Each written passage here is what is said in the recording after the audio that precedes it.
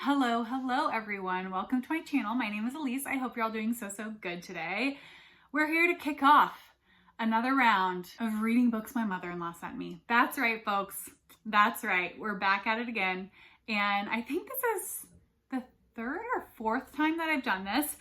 Basically, long story short, is my very generous mother-in-law sends me a bunch of books every year, or when I visit, gives them to me, of books that she has read and enjoyed and thinks that I might enjoy them as well. So I am constantly flush with many books that she has given to me, and I always want to make sure I'm staying on top of them so she's not giving them to me just to languish on my shelves. So I'm gonna do another vlog where I read a few of the books that she's given me. So let's go ahead and get into the books that I have selected, because there are many on my shelves that I could have selected. I've gone with 3. And again, if you don't know my mother-in-law's taste because you haven't been here before, my mother-in-law loves thrillers. She loves thrillers, so I always include a thriller title. Beyond that, she kind of has a mix of genres that she reads from, so I try to do a mix of what she sent. So for this vlog, we have some very interesting titles.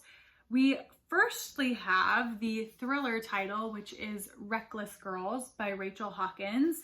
This is published by St. Martin's Press, and I have never read Rachel Hawkins before, although I know she's fairly popular. The reason why I told her that I might be interested in this when she asked if I wanted it is because I think it's supposed to be some type of retelling.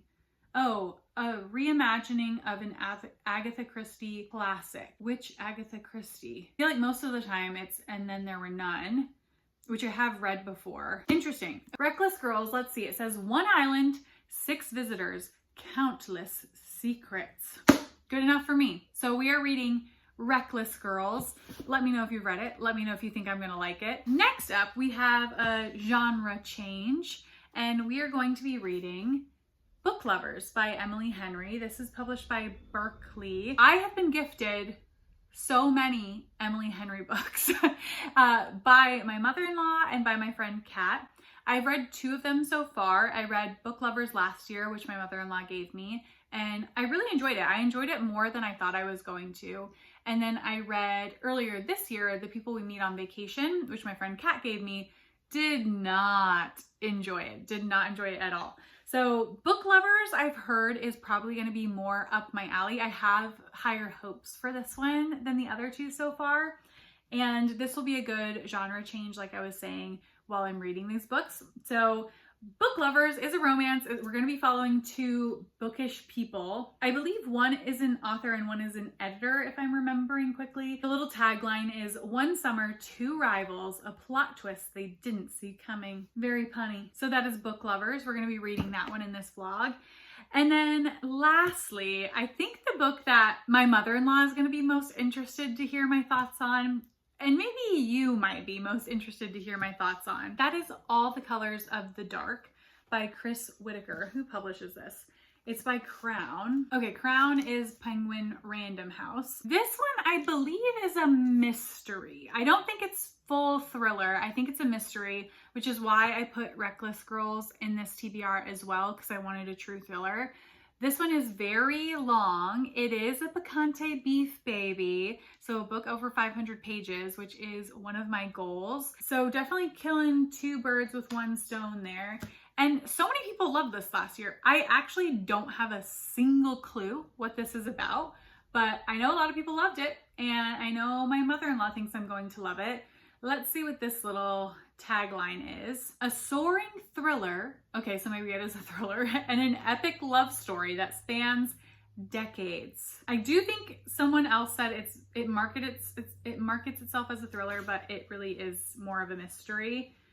I do think there's a missing person in this, and that's the mystery element. So we're gonna see. I'm nervous about this bad boy. Here's the TBR for this video.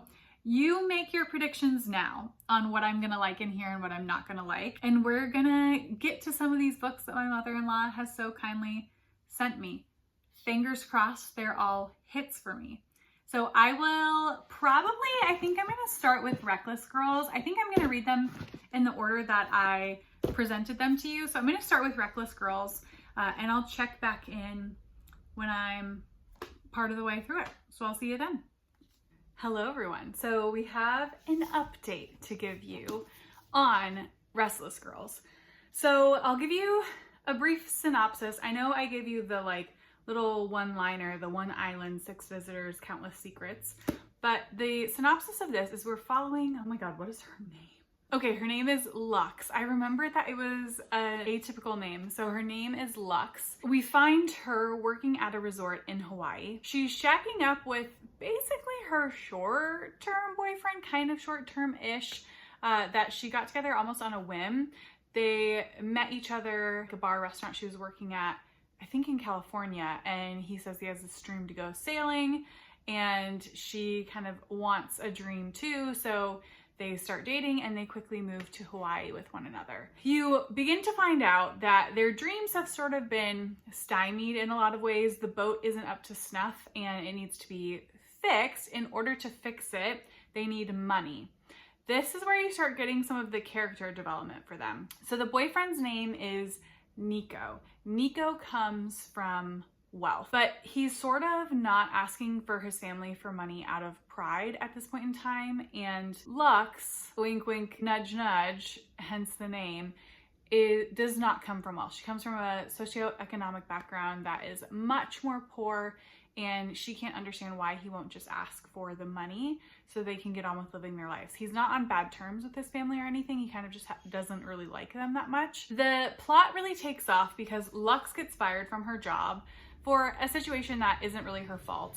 And these 2 other girls who come to Hawaii want to hire Nico to take them out to this private island that you can only get to via private boat. It's kind of a haphazard plan, but ultimately the couple agrees to do it, basically because the 2 girls that want to go to the island will pay to do the repairs on the boat, in addition to paying them to take them there. They also want Lux to come with, and you sort of need 2 people to be able to sail there.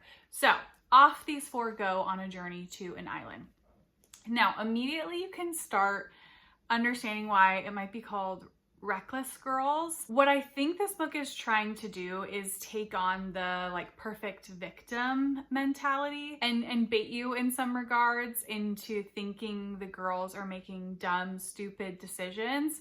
And I will say it's doing that because I'm thinking the girls are making dumb, stupid decisions. I'm flabbergasted in some regards. The lack of due diligence that they're doing before going to this island. And I am finding this book a little bit frustrating. I've thought about DNFing this. This is the book of the 3 that I'm reading for this vlog that I was most worried about. I haven't heard the best reviews. I've never read this author before. And it's feeling really stereotypical, really predictable. So I'm waffling back and forth on whether or not I want to DNF it. I think for now I'm going to persist on. And it really is that Agatha Christie retelling element just has me so intrigued, even though I don't know which one it is. So yeah, I'm a little bit worried. You can see there's some sowing of the seeds that Lux and Nico's relationship is maybe not as it's cracked up to be. There's definitely some unchecked privilege in his regard, and definitely secrets in her past that I'm sure we will figure out along the way. And then I'm sure the other 2 girls are going to really blow up their lives and their plot in a major way as well. That's where we are for now. I'm going to continue on, and I'll probably check back in with you when I've either DNF'd it or finished it. Either one. It is going very, very quickly, as most thrillers do. So that's my little update on Reckless Girls, and I will check back in with you when I finish it. All right, people, I have finished Reckless Girls. And this, I have some thoughts about. I have some thoughts still. I didn't love it. I'm going to tell you up front that I didn't love it.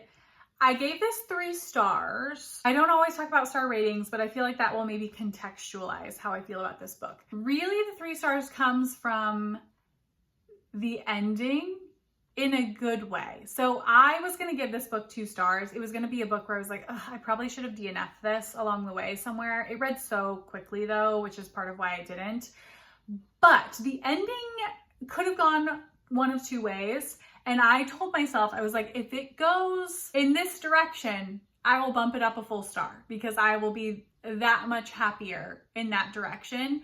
And it did, so it went up a full star. So the ending saved it a little bit for me, but this book feels old. It feels dated. When did I say this initially got published? Okay, it's published in 2021, so it's not that old, but it's a little old.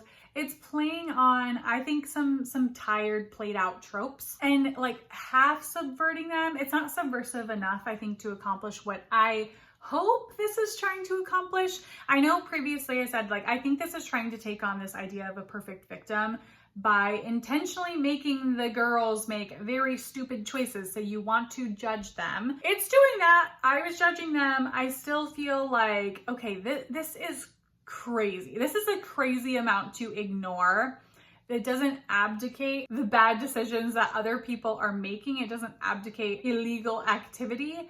But also, you don't need to make this dumb of choices. Like, it's a both and situation. They can be good people and you can be smarter about this. And ultimately, I don't think that's the middle ground that the book was looking for. There's a lot of frustration for me with the characters and the unbelievability of it all. But at the same time, I think the pacing was really spot on, very pacey, very plotty. There's not really any downtime in this book. And it has an extreme like summer thriller vibe, which is what I think a lot of people might be looking for if they're wanting something super captivating that feels like hot and oppressive while they're on a vacation. So this delivers that, but ultimately it fell into that camp of like, okay, but like, what is this trying to say? So I don't think it's trying to say anything. And I've read better thrillers for plot construction and character development that were just more interesting. So it's not going to be a favorite or anything like that. And I wouldn't necessarily recommend it, but the ending, I stand by. I stand by the ending. So that I at least enjoyed. So that is Reckless Girls. If you've read this one, let me know what you thought about it. I will be unhauling it. So it will go off into a little free library to go into someone else's hands, and hopefully they will absolutely adore it. I still don't know what Agatha Christie retelling this is supposed to be. Like, could it be And Then There Were None? Extremely loosely it could be that, but I don't think it is even close enough to warrant it being in the blurb, in my opinion. So that's Reckless Girls. I am going to be picking up All the Colors in the Dark next. My library hold has just come in for the audiobook of that, and I've heard the audio is really good, so I'm going to try and pick it up that way. So I will check back in with you once I've gotten into that one. Okay, we have started the next book in my mother-in-law vlog, and that is this behemoth right here, All the Colors of the Dark by Whitaker. This one, again, is published by Crown, which I do believe is an imprint of Penguin Random House, but let me just double check. Yes, it is. So this one, I think I'm 94 pages in. I'm at chapter 41. So really only a sixth of the way through because it is 600 pages long. And I have curious feelings about this so far. If you've read this, please let me know if this aligns with your reading experience of it, because it will help inform me if I want to keep going all the way with it. So far, I am liking the story well enough to keep going, although it's not gripping me maybe in the way I was hoping based on how much praise it's been getting, but I'm optimistic that it's this type of story that really builds as you go on, and based on the blurbs that I've read just on the book itself, that might seem like the case. I'm sort of reading into the subtext there, but you let me know if you've read it. So far, we're following mainly Saint. We get other characters' perspectives, but she's the dominant one that we get. And this is like an omniscient narrator type of vibe going on here. We're following Saint in the aftermath of really what is the opening scene of the novel, which is her best friend Patch tries to intervene when seemingly an older man is trying to take advantage of a young girl in the woods. He sees what appears to be a very sketchy, dangerous, scary situation happening, knows the girl because they're peers, they're the same age, they go to school together, and then disappears. The girl is able to run back into town and goes to the police station.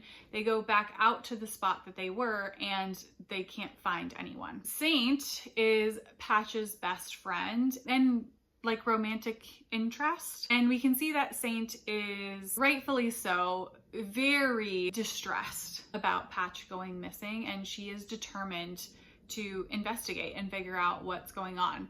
And so she does that. That's really the plot that has happened so far. There's one other thing that I'm not mentioning because I think that might be the first reveal or spoiler thing, and so I'm not going to say that, even though it's within the first 100 pages. So that's what I have so far.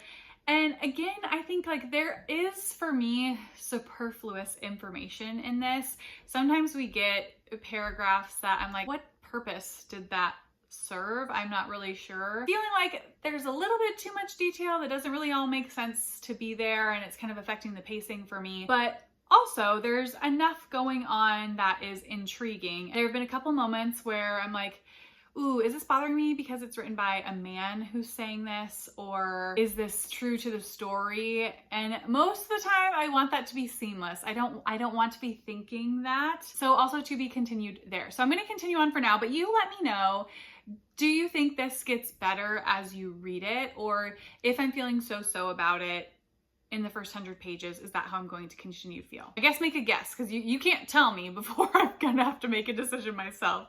So that's my update on All the Colors in the Dark so far. I'm gonna continue on for now, and I'll let you know what happens.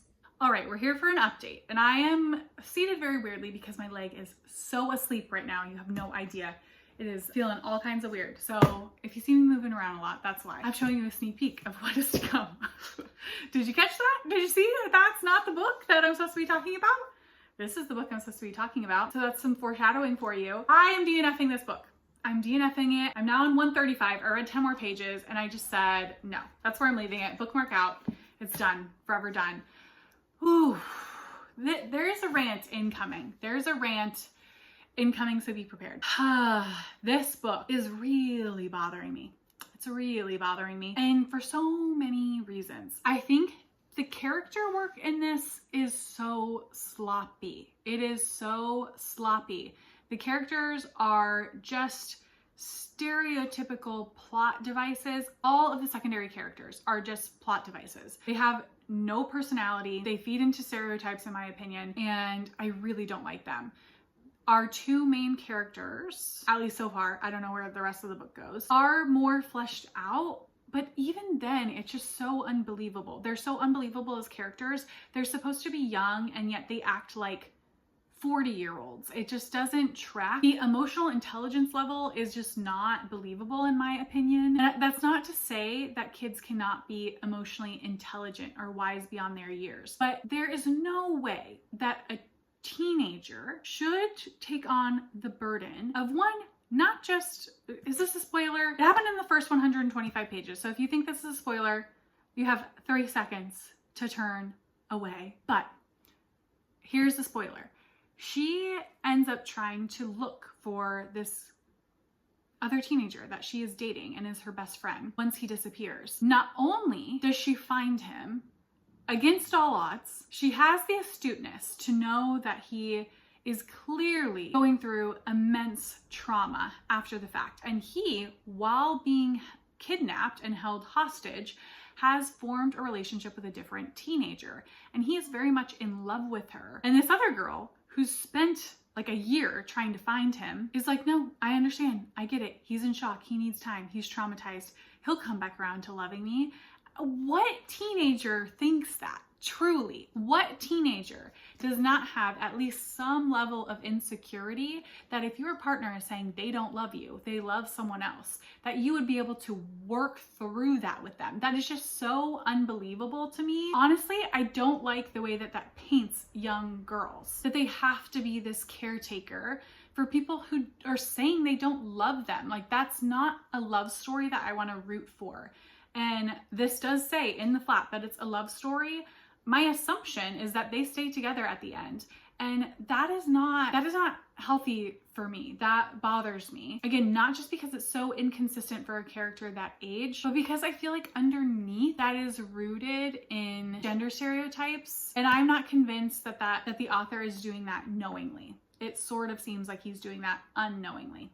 I can't know that for sure, but that's the vibe that I'm getting. So those are the two things that are really bothering me at this time, and I just have no interest in continuing. I'm just giving up on it. It's so long. I don't want to invest more time in something that is actively making me frustrated while I'm reading it.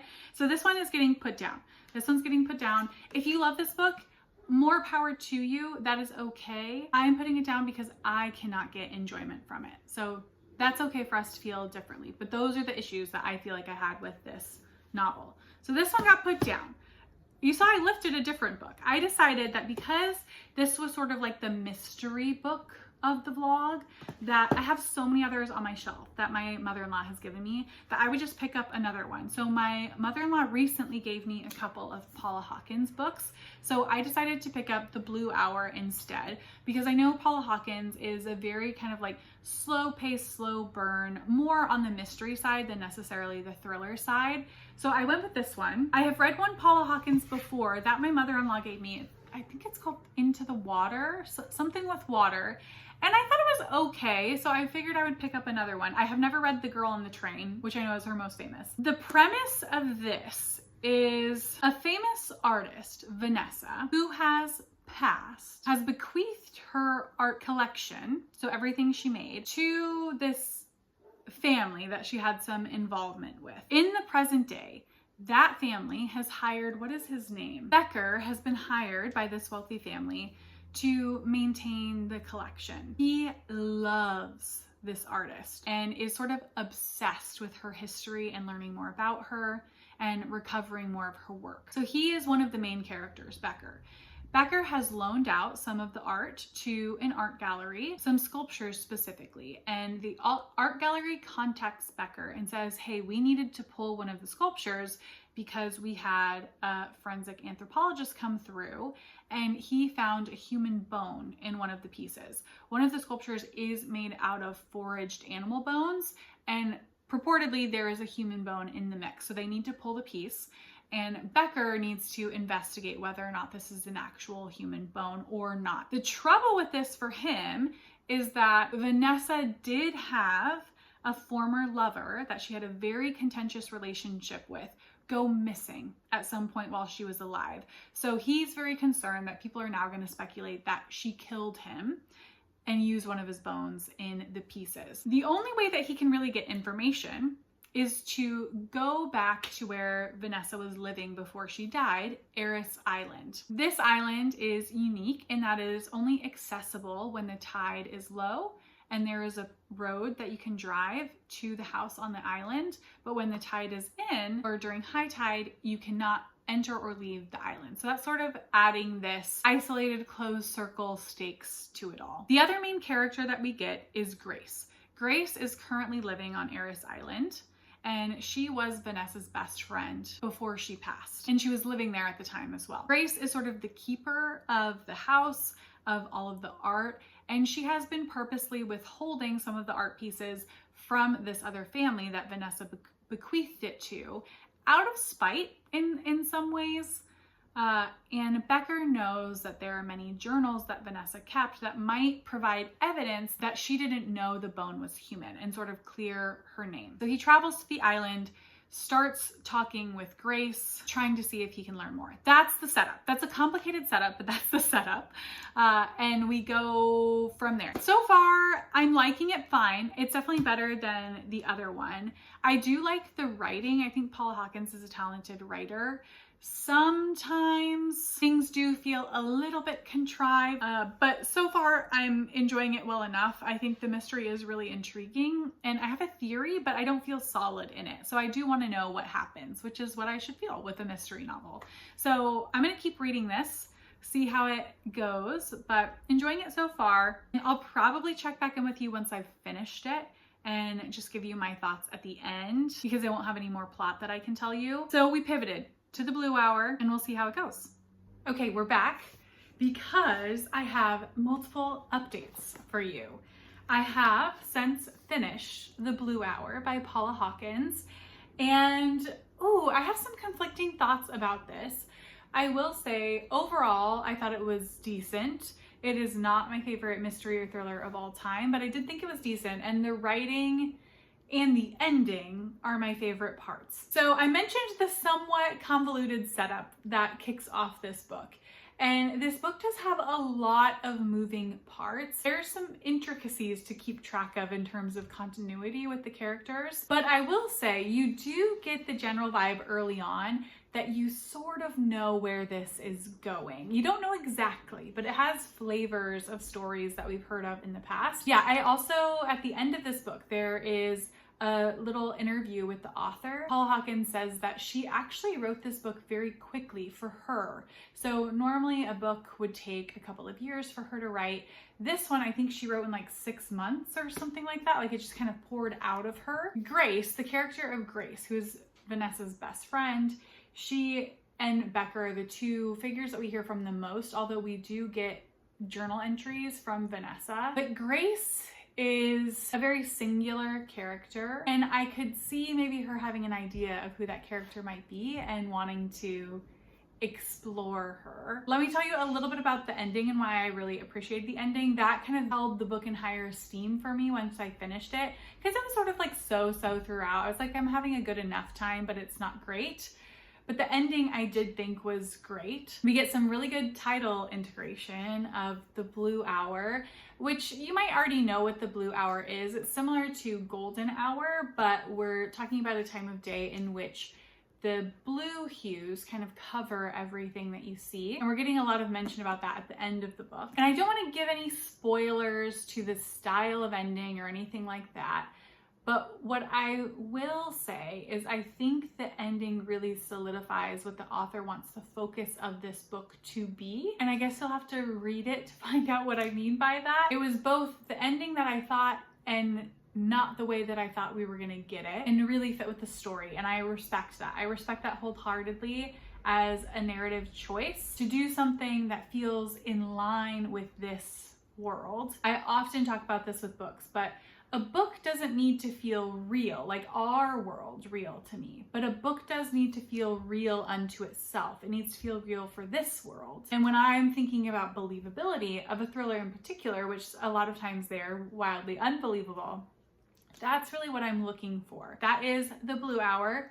Enjoyed it, happy to have read it, although I do think I will be passing it along now. And then I've also started the last book for this vlog, which is Book Lovers by Emily Henry. This is published by Berkeley, and this is the third Emily Henry that I've read. I have read Beach Read and People We Meet on Vacation, so I've been reading them in publication order. On to Book Lovers, and this is one that I anticipated I would love based on the reviews that people give for all of the Emily Henrys. I enjoyed Beach Read more than I thought I would actually, and I did not enjoy People We Meet on Vacation. This one I'm sort of loving so far. I have not enjoyed a romance like this in so long, so long, like we're talking years. Now I am only like the first, just about 100 pages in. Where's my bookmark? Yeah, I'm on page 102. What I'm liking about this so far is that Nora, our main heroine, is self-aware of the romance tropes that are often going on in novels because she's a literary agent, and so she's familiar with these types of tropes. She's not necessarily a literary agent for a romance novelist, although the last novel that her prize author came out with does have romantic small town elements. So she's sort of self-aware and reverential in a way that I really enjoy. It takes some of the cringiness out of the beginning of a romance novel, which for me is often the cringiest part because the setup is so obvious and it lacks nuance a lot of the time for me. She believes herself to be sort of the anti-heroine, right? The girl that the main hero leaves for the right type of girl, who is this small town, wholesome type of character. She is very career driven, type A, and unwilling to sacrifice her life for love. And she believes, and this is somewhat true and somewhat not, that others view her as cold and unfeeling, which really is a stereotype that often gets placed on women when they're particularly driven, but is not true. Like, she does obviously have feelings. She does mask them some of the times, and it contributes to people feeling like she might be cold. But there's a lot of like grief in her background. That's part of her backstory and some of the explanation to why she might be predisposed to hiding some of her feelings. So that's her setup.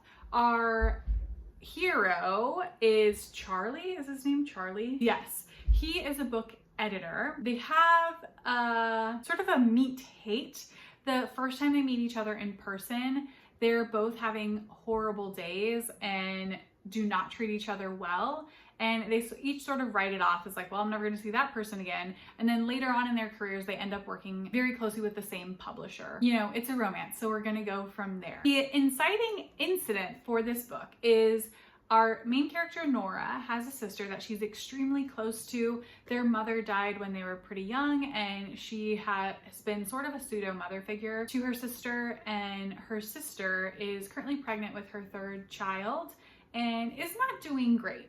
Emotionally, she's not doing great. Nora and her sister decide to go on a vacation with one another to this small town. While she's there, she runs into Charlie, and come to find out, of course, Charlie is from Sunshine Falls, which is where they're taking a vacation.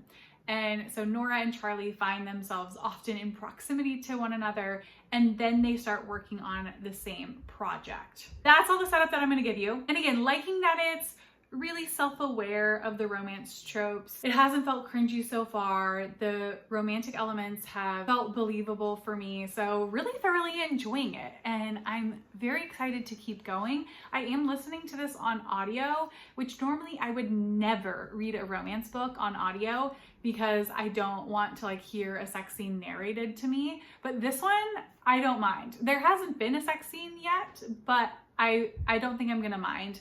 I am really enjoying the audio thoroughly. So that is Book Lovers. I will check back in with you probably once I finish this, and that will be the end of this vlog. But so far I have high hopes, and this might be my favorite book of the video. So way to end on a high note, but I don't want to jinx it. So I'll come back in just a second. We're back because I finished the last book for this vlog, and that is Book Lovers. And this book is pretty long. It's almost 400 pages, which for a romance I think is slightly longer than I would typically want them to be, but I still continued to love this one. It isn't gonna be quite a 5-star, but so many good things about this book. I already talked about the self-awareness that I really liked in the beginning, and that did wear off just a smidge as the book goes on. Obviously, it's going to have to lean into some of the romantic tropes, and we do start getting that, and some things, like usual, felt a little bit contrived for me as we fully get into the romance.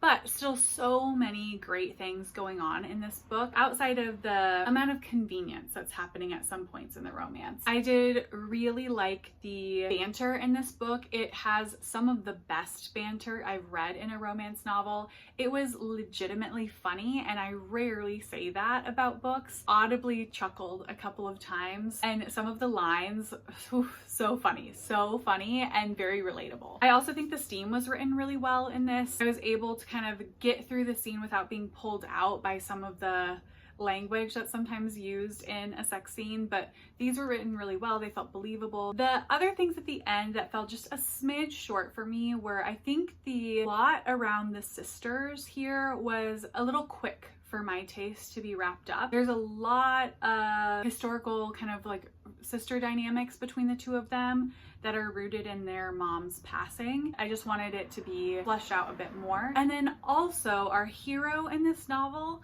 I wanted just a little bit more of him. He was such an interesting character, but we get much less of him than our heroine, and that's partly because we only get our heroine's POV. This is not a dual POV romance novel. Charlie had a lot that he was going through himself and really was just a fun character to follow, so I wish we could have had a bigger arc for him, but ultimately very happy with how this played out. I think this is definitely my favorite of Emily Henry's books, one of my favorite romances that I have read, and I will recommend this to lots of people. So way to end the video on a high note. thank you to my mother-in-law for passing this one along. And this does make me really excited to read Funny Story. I don't really have any interest in Happy Place nor Great Big Beautiful Life. I just don't think they're going to be for me, but I do think Funny Story will be in a similar vein to this one, and I'm really excited to read it. And my mother-in-law has given me that book as well, so maybe next year that might be in the reading vlog.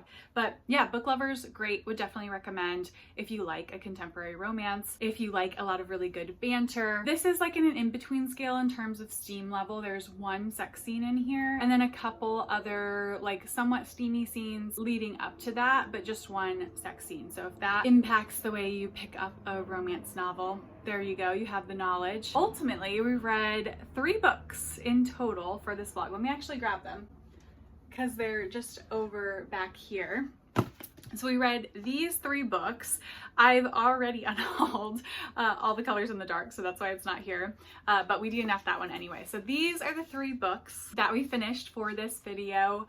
Huge shout out to my mother-in-law for providing all of these books for me to read. And hopefully you enjoyed getting to watch me read some, you know, more commercial releases than sometimes I normally do on my channel. We'll be back next year at some point with another vlog of reading some more books my mother-in-law sent me. So I will see you all in the next one.